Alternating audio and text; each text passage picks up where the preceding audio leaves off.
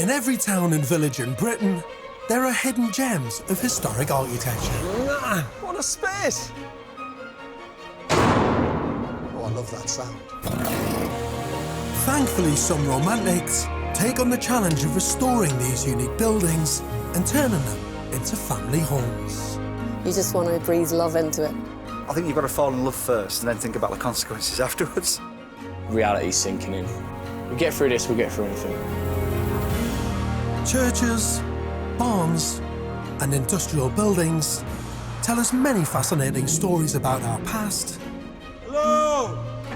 Is any stately home or medieval castle? It isn't for the faint-hearted. It drains everything out of you. You put your heart and your soul in the building. But the rewards can be a home like no other. We brought a building back to life and given it another 100 years to carry on. As an architect, I relish the challenge that these unusual buildings give us when we're trying to create a place called home.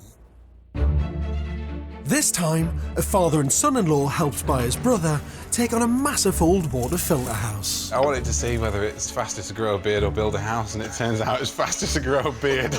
Talking about it, so we're going to stop. Love working with brothers. In the hope it will all bring them closer together. You feel like killing your brother yet? I felt like that before I even started the job. Here's Jimmy!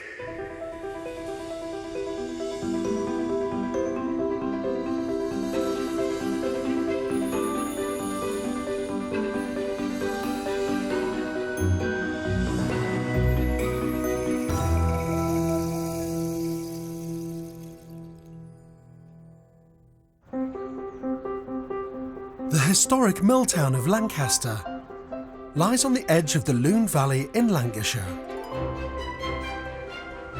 A mile out of town is Langthwaite Filter House. Built to bring clean water to Lancaster, it was spotted by Matt Whittle and his father-in-law-to-be, Mike Redfern, when it came up for auction in 2013. I genuinely thought that I'd lost it to someone who was bidding against me on the phone. And then he said, "What's your number?" And me?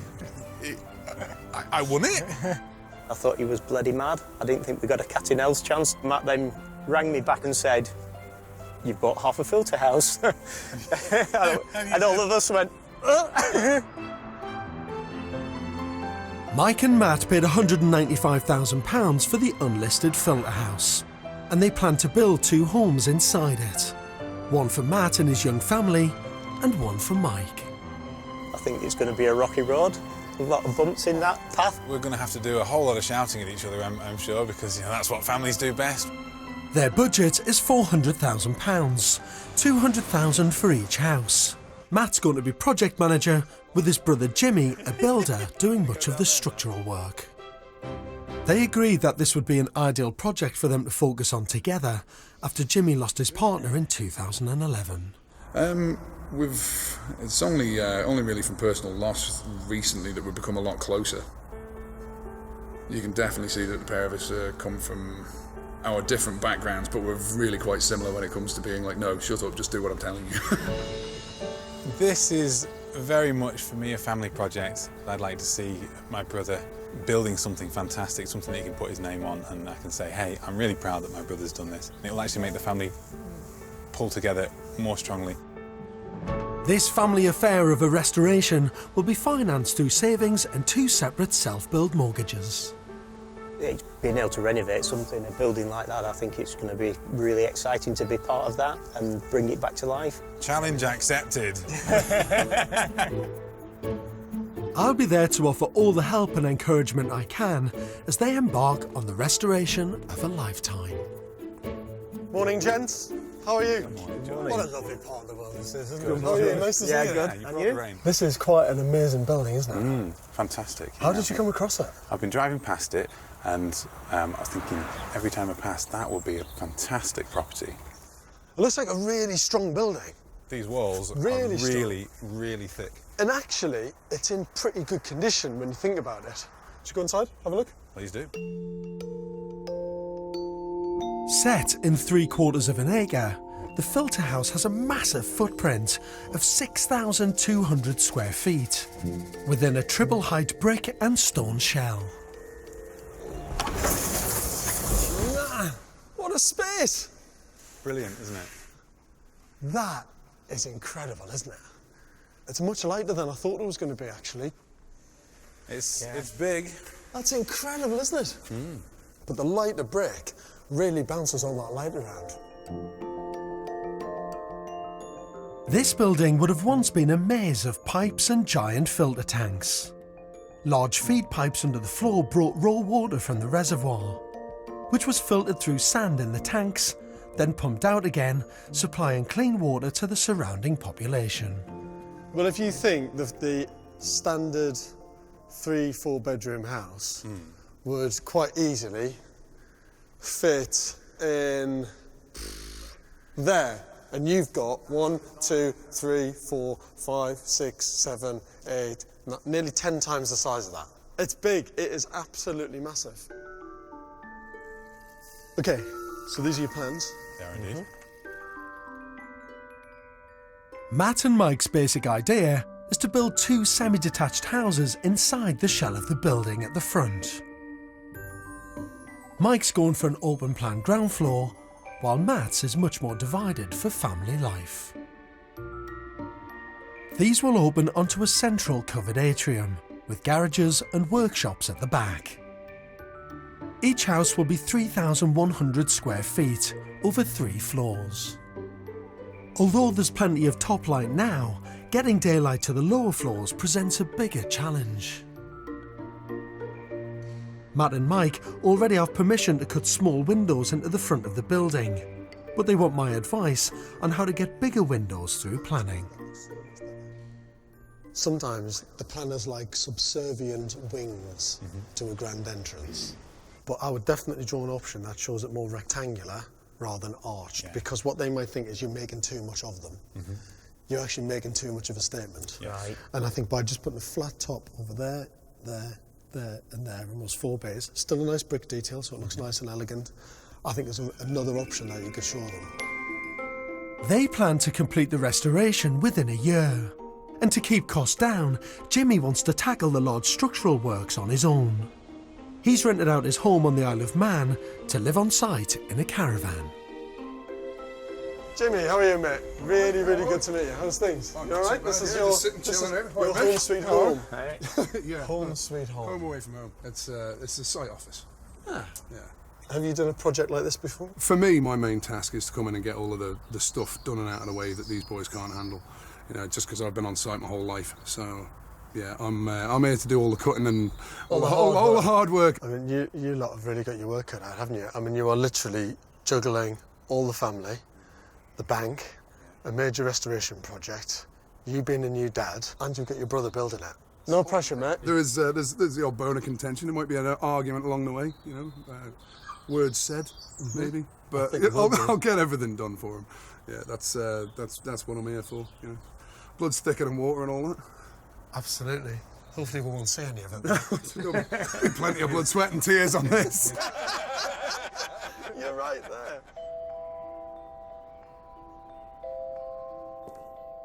You know, on the face of it, this could be a relatively straightforward restoration project. It's a big building with lovely open plan spaces all ready to be converted into a home. But when you've got 2 owners, a father-in-law and a son-in-law, with very different house types, with very different opinions about how they do this project, it could get very complicated.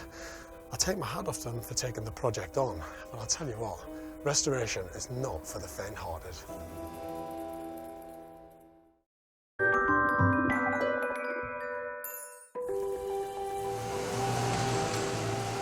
Matt Whittle has made a joint investment with his father-in-law to turn the filter house into 2 family homes. He's fitting in as many hours on site as he can around his job as an IT developer. But the heavy building work is down to Matt's younger brother, Jimmy. Keep going. You're all right. You're doing well. So you've done this before, Jimmy? Oh, yeah, maybe once or twice. little bit rocky like our relationship. Oh, poor bro. He's been doing this a long time. He knows exactly what he's doing. He's a very good builder. And I'm more than happy to come to him and say, how are we going to do this, Jimmy? You tell me exactly, and I will do as you say. Well, he's my brother, so, you know, he's been there for me in the past, so I've got to give him a year of my life to create what's going to be an absolutely awesome building. To maintain family relations, Matt is avoiding putting pressure on Jimmy with strict deadlines. After a 7-month wait for planning amendments, they're finally given permission to start cutting out double-height windows that will flood the lower part of the building with light.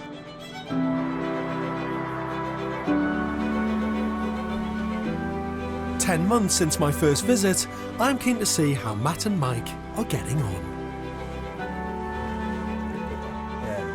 Morning, gents. That might be.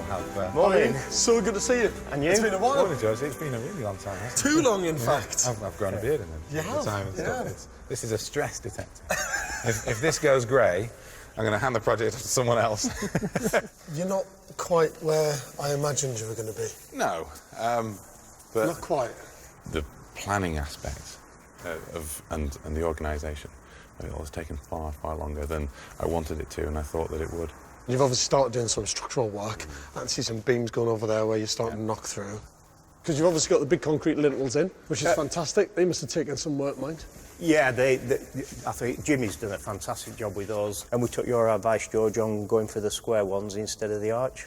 That was a point you made last time. Yeah, so, I think it looks a bit stronger for her, actually. That would be an amazing day when they go in. What a difference that will make to the building, won't it? It'll look fantastic, actually. How's Jimmy doing? He's doing very well. His one-man construction team. You know, when you think about the amount of time that work actually happens on site, a lot's been done. Where is he this morning? Where is he? He's got to be cracking away at hard work. He's partying last night. So he's partying last night? He was at a rock gig until about 3 in the morning, and he's just got up. Jimmy! Here he is, the boy wonder. How are we doing? Good, so you? You all right? Not too bad. You've been grafting hard? Put all this in? Yeah. All of this? New beams, new blocks? Yeah. It's not just the floor that's been keeping Jimmy busy, but what he found beneath it. A decommissioned water feed pipe that's still connected to the local reservoir up the hill. £300,000 house and a new water feature. And it would be raw water as well. Jimmy's solution was to remove the pipe and block the end with concrete. So that would have been a big old pipe running right through here. Oh, there it is there. There's a bit of pipe. I wonder how much water would have gone through that every day. I'll tell you what, these blocks and beams are not bad, are they? Yeah. They're one of the easiest things to fit when I've only got myself and one other man on site, but that's a hell of a job. Nothing has been easy on this site, I tell you. Nothing. I need more labour. Why haven't you got more labour? Because I'm working for family, and there's just nothing but trying to save money. You feel like killing your brother yet? I felt like that before I even started the job.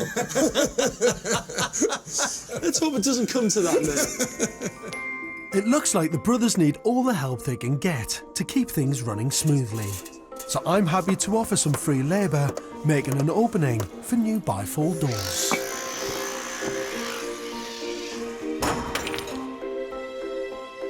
Despite working alone, Jimmy prepares all the floor and window openings, so Matt and Mike can finalise the design for an internal prefabricated frame.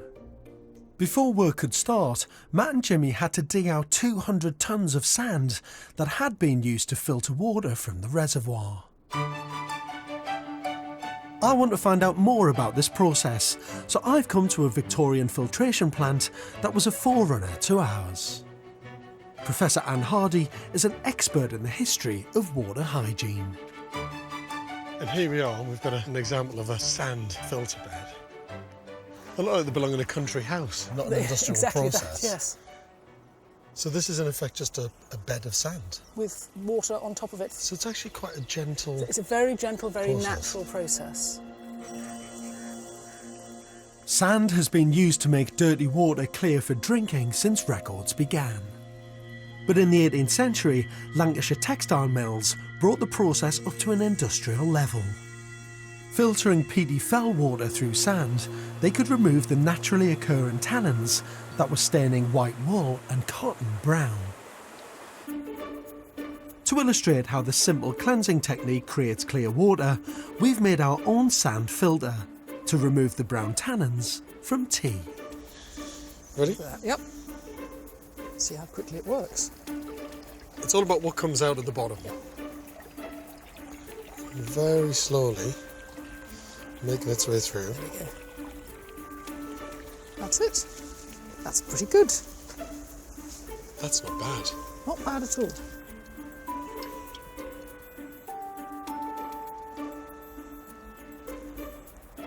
That's actually amazing. There's no hint of tea in there whatsoever. Sand filtration proved so effective in the mills that engineers used it to clean drinking water for our ever-expanding cities. Not only did it make smelly and polluted water from rivers like the Thames palatable, but it also had a surprising side effect: a marked drop in deaths from waterborne diseases like cholera. It wasn't until later that scientists discovered why. A microscopic film of organisms that grow on top of sand naturally removes many deadly pathogens. Sand filtration became essential for safe drinking water throughout Britain. It's amazing that the developments just to make textiles white and clean had such an impact on the health of the nation. Yes, eventually. Our filter house sped up sand filtration by pushing water through tanks of sand under pressure and sterilising with chemicals. And did we become really well known for this across the world? We did. The process of sand filtration is known as the English filter. Is it really? Yeah. The English filter. Yeah, something we can be proud of.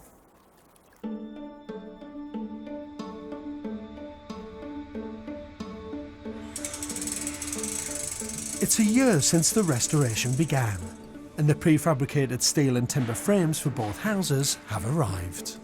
Stuff's starting to happen, finally. Now that the stuff's actually started, they've only been here 4 days or something, and the first floor is sort of practically done. At a cost of £88,000, these frames are the single most expensive part of the build. With so many workers on site, the project has sprung to life, and Matt seems to have caught the restoration bug. I do love coming here, and I do feel a real sort of like, yeah, this is great. This is better than my day job. You know, in my day job, I work in an office, and at the end of the day, sometimes I feel like nothing's happened. I do feel really positive about coming, and I do think, yeah, great. We're making progress. It's actually going to finish. It's going to get to the end one day. I'm going to have a house. It's taken 30 days to get the framework for the 2 semi-detached houses inside the filter house. While Matt gets to grips with the insulation that will be so crucial to the heating of this enormous building, another pair of hands has arrived. Mike has taken time out from his busy work schedule to be on site. You know, I wasn't going to get involved at all, but as we move through the project, I do actually quite enjoy it. But it is still the agreement that I don't actually do it. But so I'm just sort of playing at weekends and everything.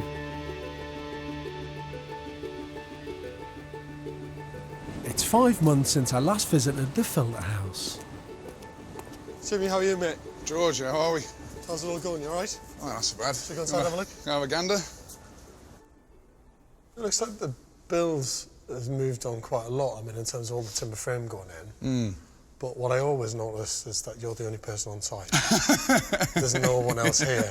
It's the quietest building site I think I've ever been on. Why haven't you got more people? It's family, man. You know, it's just the way this stuff works. What you think Matt's having to do, he's a boyfriend, he's a dad, he's living in somebody else's house, you know, he's trying to build this house, he's trying to hold down a full-time job. You know, you can just see when you could turn around to him and say, right, let's sit down and talk about plumbing. It is stressful. I mean, But you've got the experience of knowing what this project needs, what it takes to make it happen. He doesn't really, in fairness. No, he's it's a hell of a first project, isn't it? It's a hell of a first project, and I'd take my hat off to him for trying it. When's it going to be finished? How long's a piece of string? I admire the determination to keep costs down by having Jimmy as the only professional on site, but I'm concerned that this can't keep up the momentum that such a huge project demands. On Matt's side, the amount of work still to do is daunting. You always think I'm being negative, but I'm just going to get this out there. There's no one on site. The minute it's well, yeah. There's we said right, okay, we'll get the timber frame lads in, and then they'll start lashing stuff up, and then they'll give us a finish time, and then we can start arranging the follow-on trays to come along and that sort of thing. And I've just been a bit busy doing other stuff, like being a dad and having a life outside of my 40-hour a week job. Do you think it would be better just getting more people in on the build? Oh, totally. With Jim. And just crack on with it. And you can actually step back a little bit and do your day job and be a dad. Yes, but at the same time, I never want it to feel like someone else built my house. I've noticed, I've noticed the beard, obviously. I mean, I can't not mention it. I mean, it's either a sign of you becoming bohemian and creative or slightly losing the plot. Probably losing the plot a little bit. I wanted to see whether it's faster to grow a beard or build a house, and it turns out it's faster to grow a beard.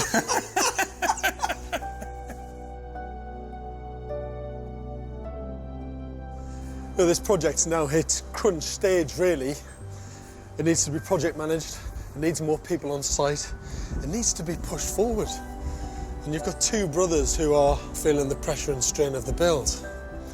But it really needs to be sorted out, and sorted out fast, because it's not going to build itself.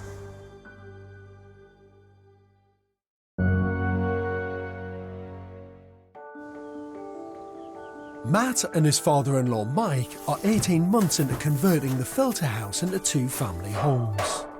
So far they've spent £110,000 of their £400,000 budget building the two houses in parallel. It's a big day for Matt's brother Jimmy, who's in charge of the conversion. They're about to finally break through the 12 inches of solid stone wall on the side of the house to create new openings. This is the one fun bit that I get for like 3 or 4 seconds of cranking this jack and just watching the wall go. I'm like, yes, I am a building ninja.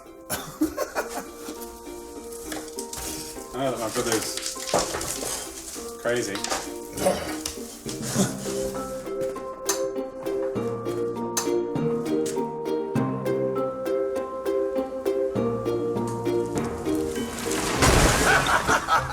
Here's Jimmy! These new openings will transform the building. The boys are on a roll. This is my baby for the day.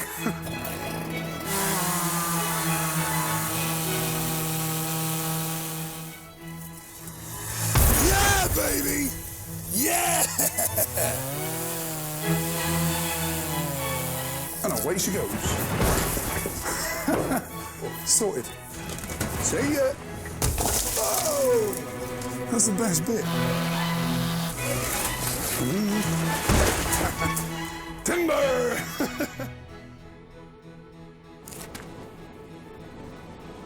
Now they can measure up and place an order for bespoke windows and doors to be made.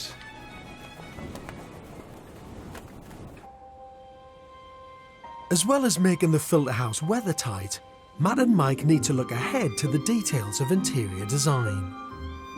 To inspire them, I've brought them to the merchant city of Ghent in Belgium. Tucked away amongst the canals and cafes is a conversion that has taken an innovative approach to making a building within a building. Trying to find a building that does a similar thing to what yours does, industrial building with new houses inside it, retaining the facade, is actually quite difficult. But this is brilliant. Come on, let's have a look. You ready for this? It's pretty radical. Come on in. Behind the facade of this old warehouse lies a layout that's similar to theirs. A thoroughly modern house next to a covered atrium. They've organised it quite nicely, I think, where you get main house, internal space, external garden area, proper courtyard. I mean, I love it. This is their kind of external covered dining room. It's often hard to get your head around an indoor-outdoor space like this. What do you think of the principle of having this kind of big, grand space? Yeah, covered indoor garden is one of the things that I really wanted in mine. You know, one of the, it's going to be the feature. Because we don't really have the weather to be outside all the time, do we? The house cuts right across the middle of this industrial shell. I want to show Matt and Mike how they could make a virtue of their similar surroundings using basic building materials. Wow. Full height doors are great, aren't they? Big, chunky. Don't get your fingers caught in that. Yeah. Polished concrete for the floor. Yeah. Love it. Oh yeah, we were on about that the other day. The floor is fantastic. Yeah. And then you're even down to kitchen finishes. I mean, this is polished concrete top.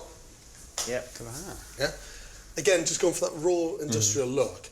These cupboards, these and this green, do you know what that is? That's Plywood, isn't it? Yeah, but it's not just ply, that's concrete shuttering ply. Cheap as chips. I like the very simple raw look on it, and all of this is incredibly affordable. Having a sink that's part of the work surface, brilliant idea. Metal splashbacks, just the whole wall. Matt and Mike have a similar opportunity to get creative by leaving industrial materials on shore. But not everyone wants this in their home. So what do you think of it? Honestly, come on. I think it's brilliant. Speak your mind. What, of this? Yeah. I just want something a little bit more luxurious than, you know, the industrial look. Yeah, less industrial. Less industrial. Yeah. What about you, mate? I'd be happy to live in this. I think you taking the minimal approach is the right thing to do.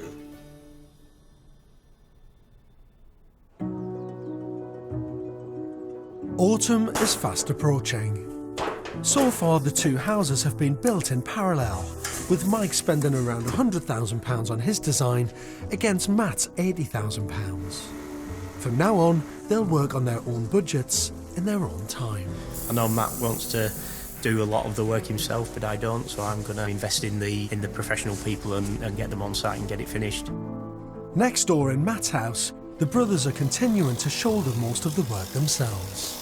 The control freak in me still wants to keep a little element of, I did this. So, yeah, I'm slowly plugging away 2 days a week, putting my side together, and Mix is just accelerating off into the distance. While Mike's contractors crack on, the strain of supporting an 18-month build together is taking its toll on the brothers, who don't see eye to eye on a problem that's arisen with the floorboards. You can't have the foresight to, you know, predict every single thing that'll go wrong. Sometimes. I do. No, you definitely don't. How many problems have we had when I've been on site? And you come to me afterwards and say, oh, the timber frame boy's made a mistake here. He made a mistake there. But talking about it's going to me off, so we're going to stop talking about this right now, and you're going to stop pretending like you're the great I am. I am the great I am. You know, you make as many mistakes as the rest of us. Yeah, but I just get to cover them up so that you don't see them. Yeah, and not take responsibility for them. All right, so what specific mistakes have I got?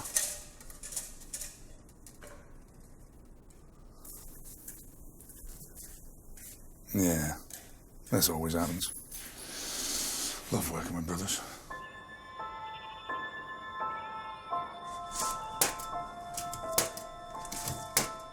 Sometimes he properly drives me mental, but I can imagine sometimes I properly drive him mental as well. We just shouldn't speak, we should just get on with it and do the job and not talk. Will I see it through to the end? Depends on how many arguments there are.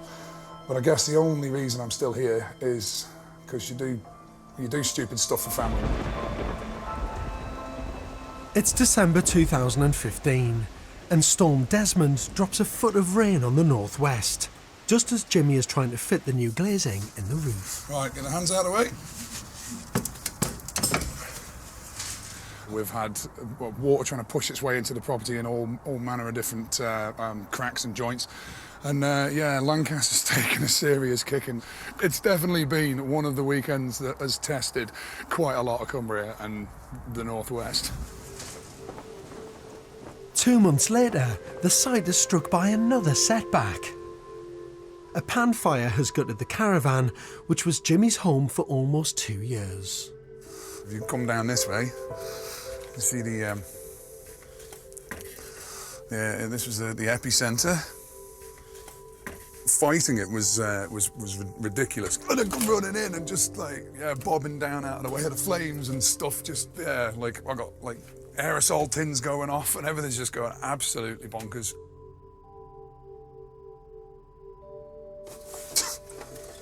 Oh God.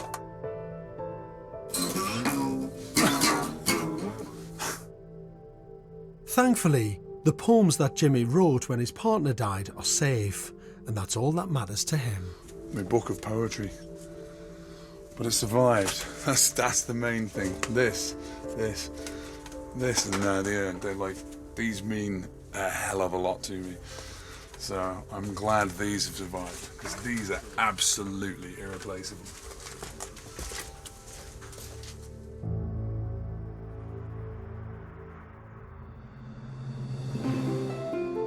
A month later, spring is on the way, and I want to see if it's brought new hope and a fresh start to the filter house. So this is the day, the defining day when great, we're going to put some windows in, get a beautiful view.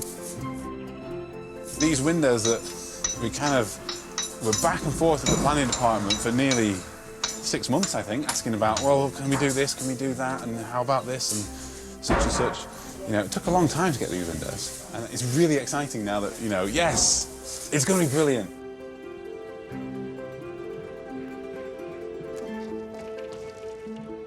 Hi. You all right? Oh, not too bad.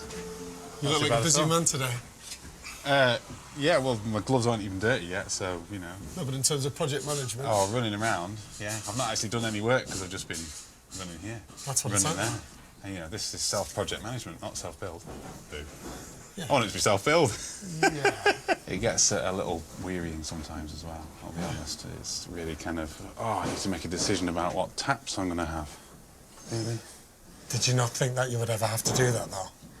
You're not going to have a house with no taps, mate. Mike has called contractors in to finish his house separately to Matt's, so I'm keen to see how it's shaping up. Oh my God, you've got paint on the walls. I know, great, isn't it? That's fantastic. And the glass is in. Oh, this is brilliant. Yeah, these are really nice, aren't they? It was fantastic last week. There's still a little bit of snow. There's light at the end of the tunnel. This has just lifted me a little bit, so God knows what it does for you. Well, it's just fantastic. It's not going to take that long once, you know, it's just been held up with those windows for so long. Although they're making good progress, the pressure of the build is starting to wear Jimmy down. I'm wondering if it's all too much. Jimmy. How's it going, my man? Well, how's it going with you, more to the point? Don't worry about me, I'm more worried about you. I'm not going to lie, it's been better. I'm not trying to sound insincere, but is it really worth it? This isn't your house. There's still so much to do. Like, I keep walking away. And then I'm like, that's my family. It's my family. I'm going to go back and help. And I have another argument. I'm like, I'm walking away. All I'm trying to do is look after my brother and my father-in-law, and, you know, but I do have my own life as well. And this has swallowed a very significant chunk of it now. And I'm not going to lie, it's getting to the stage where, like, I might end up walking away.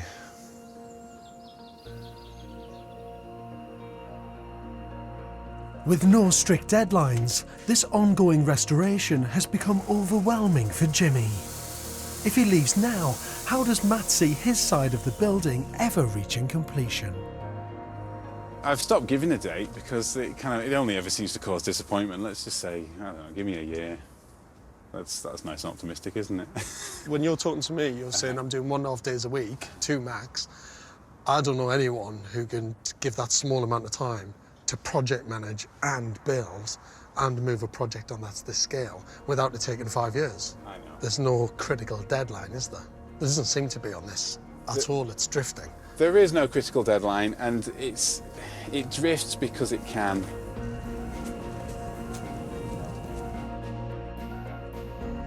You know, when you begin a restoration project, you have a plan about your team and how you're going to build it, and you have your schedule and you work out all of your costs. Unfortunately, with any building project, there's a lot of moving parts, and things, as we know, can go wrong. But when they do go wrong, you've got to adapt that plan. You've got to change. You've got to put something else into place to bring it all together to meet that deadline. Roll family into that mix as well, and the project becomes so much more difficult. This isn't where it should be. And if Matt doesn't change things quickly, I don't know when they're going to finish.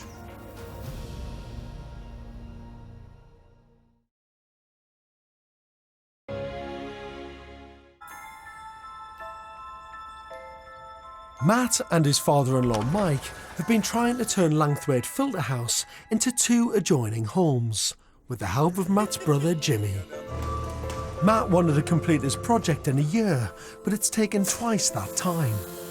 Being under too much pressure, Jimmy has stepped down from the build, with Matt deciding to carry on alone. Meanwhile, next door, Mike brought in his own contractors to finish off his side of the restoration. 2.5 years after my first visit, they're ready to show me why the filter house can now finally be called home.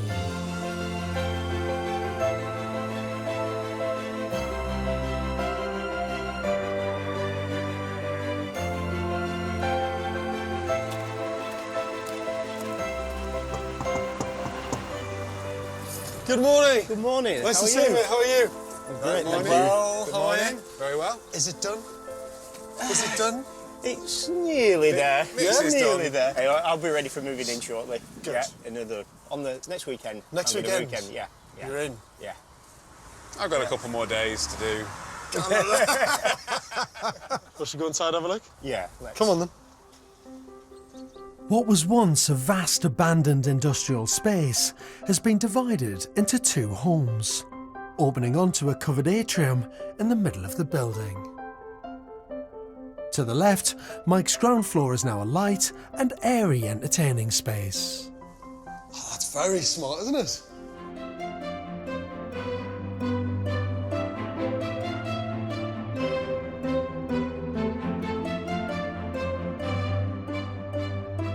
It's really come out exceptionally well. As just how I pictured it to be when I was designing it, yeah. It really feels like a home, and I can't wait to get moved in on Saturday. You can really see how the space has come to life, actually, because the windows look lovely. I can see just glimpsing through there out in your garden courtyard. Yeah. Windows look fantastic. I know that cost you a fair few quid. It's probably worth it. But that is brilliant, isn't it? They gave us the planning for such a tiny window at this side, it would have ruined the whole room. Yeah. And Matt argued and argued over and over to win over, and it just absolutely makes the whole ground floor space. And then this has to be one of the biggest island units I think I've ever seen. It's great, isn't it? Massive! The lighting looks really smart. You know, you've got lovely wall lights just where you need them, task lighting. Downlighters are all really smart as well. These are lovely. Over the top of the island unit. Really, really beautiful. It's a fantastic kind of socialising family space, really. Yeah. Great place to entertain. Yeah. Oh, it's going to be nice at Christmas when we get all the family round. Yeah. Can we go upstairs?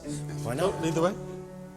Upstairs, there's plenty of room for 3 guest bedrooms and 3 bathrooms. Oh, that's a very smart bathroom. Oh, it's massive!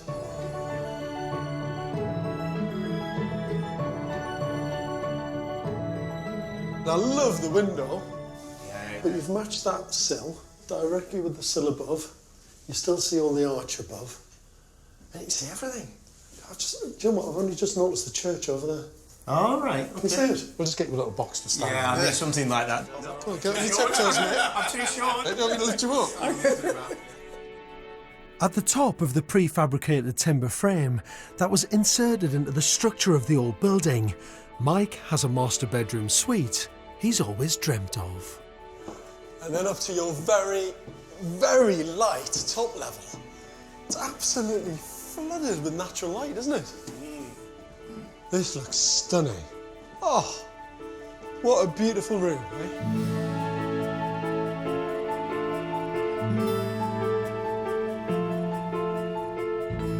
So you're able to basically lie in bed here. Well, that was the idea. Look up all the time. Look at the stars at night in the east coast. That was one of the things that we did it this way for. A fantastic way to have crafted the room where you've got glazing on either side and at the end. And this beautiful shape of the ceiling. I love that when you get right up at the pitch of a roof. Even the way that it's been done with the plaster work, just a little bit of soft radius, just makes it that little bit more gentle to the eye, doesn't it? And the other thing that I think is smart in this room is taking the step to not cover this up. Well, I'm pleased you did it. Yeah. It's absolutely right to leave this exposed. I think as a restoration job, dragging a building into the 21st century, this really does it. Yeah, we're still keeping the character. Yeah. It's kind of... And then through to yet another really good-sized bathroom. That bath is stunning. Love that. I'll tell you what, you've just got it in. Yeah. Crikey. Yeah. But I'll tell you what, this room actually feels small compared to the other bathrooms and the other bedrooms that you've got. But it's still big. You compare this to most of the bathrooms in people's houses, you'd be chuffed to bits with this. You've got a full-on walk-in shower, 2 sinks, big bath, big skylight. Yeah. But it does feel small. I haven't been in the atrium yet. Have you not? Oh, come on. The best bit. Come on. Passing through the kitchen, you now enter a truly unique extension to Mike's living space, the covered atrium. Actually, it feels a bit surreal because you do feel like you're walking into an outdoor courtyard garden space, but you're still inside.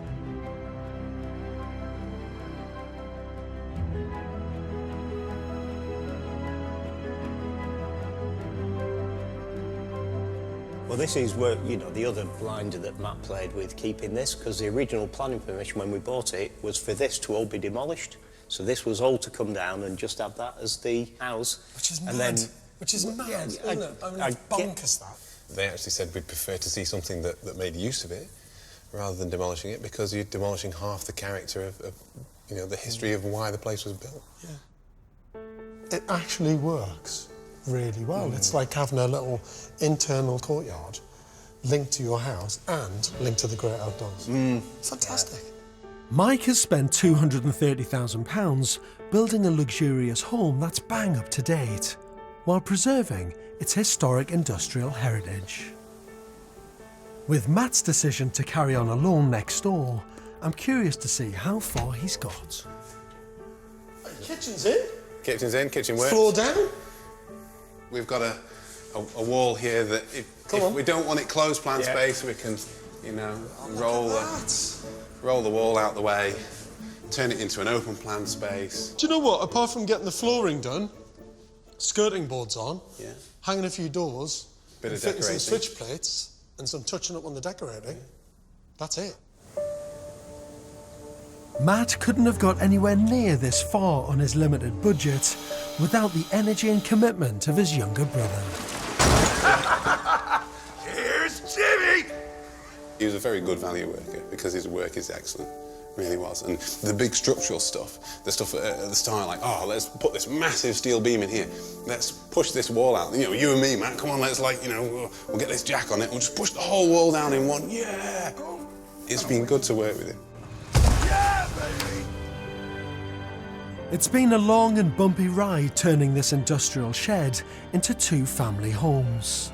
But at last, it's time to raise a well-deserved toast to this family labour of love. Cheers. Cheers, Joe. Congratulations. Really well done. Thank you. Really well done. A little bit of history. Oh, yeah.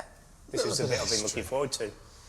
Langthwaite Filter House, lovingly restored by Matthew and Michael. Very formal. So the filter house was built by the Lancaster Water Corporation, cost a grand total of £21,000. Which is a small fortune then, I'm Absolutely. Sure. No, a large it was fortune about £818,000 in today's money. And then your restoration starts. Remember those days? Seems like a long time ago now. There you go, sir. Thank you very much. Absolute pleasure. Thank you. Now, because of the historical context of mills, wool, textiles, fabric, Me on sheep. I got you a little tapestry, beautifully made, just for you, that says, Love thy neighbour as thyself. And I thought you might need fantastic. that. You know, if there's any major family disputes with the neighbours, then you can just look at that and take a deep breath and go, no, love thy neighbour as thyself. That's very, very kind Is that all of right? you. That's excellent. I love that. It's all about family, isn't it? It is. Family. George, thank you very, very much. And your neighbours.